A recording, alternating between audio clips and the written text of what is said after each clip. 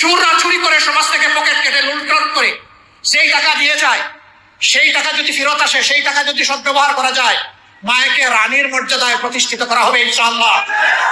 কার গায়ে জ্বললো আর কার গায়ে জ্বললো না এটা দেখার সময় আমাদের নেই। আর 5 ঘন্টা কাজ করে 8 ঘন্টার বেতন পাবেন ইনশাআল্লাহ। তবে সেই 3 ঘন্টার বেতন শিল্প মালিকদেরকে দিতে হবে না, এটা দিতে বাধ্য থাকবে সরকার। একটা সমাজের ভিত্তি হচ্ছে পরিবার। পরিবার যে সমাজের সুন্দর, সেই সমাজ সুন্দর হয়। পরিবার যেখানে এলোমেলো, সেই সমাজ ধ্বংস হয়ে যায়।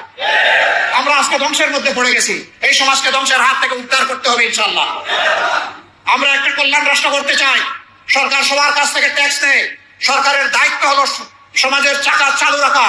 সরকারের দায়িত্ব হচ্ছে ওই সমস্ত মাদের বাকি 3 ঘন্টার বেতন পরিশোধ করা।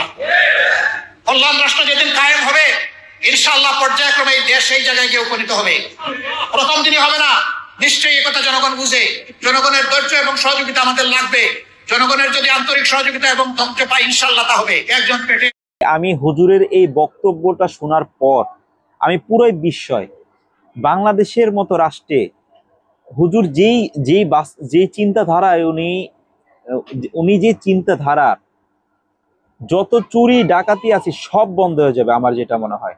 আমি পুরোপুরি 100-তে বিশ্বাস করতেছি হুজুরের যে কথাগুলা উনি যে বলতেছেন, বারবার একই কথাগুলা উনি যত জায়গায় উনি বক্তব্য দিতেছেন, একই কথা উনি বারবার বলতেছেন। বিশেষ করে মহিলাদের ক্ষেত্রে যে বললেন বেতনের বিষয়টা, 8 ঘন্টা ডিউটি টাইম, সেটাকে উনি 5 ঘন্টা করে দিবেন মহিলাদের ক্ষেত্রে। আর পুরো ফুল টাকাই উনি পরিশোধ করবেন সরকারিভাবে। বাকি 3 ঘন্টার টাকা সরকারিভাবে পরিশোধ করা হবে, মালিক পক্ষকে না। মালিক পক্ষ কাজ করাবেন ঠিকই, কিন্তু মহিলারা টাকা পাবে হলো পুরো ফুল 8 ঘন্টারই। এখানে মালিক পক্ষকে টাকা দিতে হবে না। এটা হলো প্রথম পয়েন্ট। দ্বিতীয় পয়েন্ট হচ্ছে যে জামাত যে চিন্তাধারার, ইসলামিক চিন্তাধারার, এটা দেশের বাসী বর্তমানে সময় উপযোগী।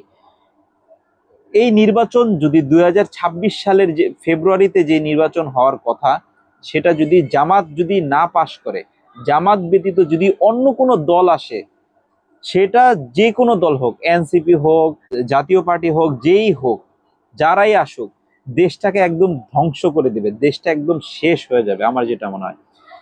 শুধু আমি বলতে চাইতেছি যে আমি একজন সাধারণ নাগরিক হিসেবে আমি এখন দেখতেছি জামাত ছাড়া কোনো ভোট, জামাত ছাড়া অন্য কোনো দলকে যদি ভোট দেওয়া হয়, এটা সর্বচূড়ান্ত একটা ভুল হয়ে যাবে।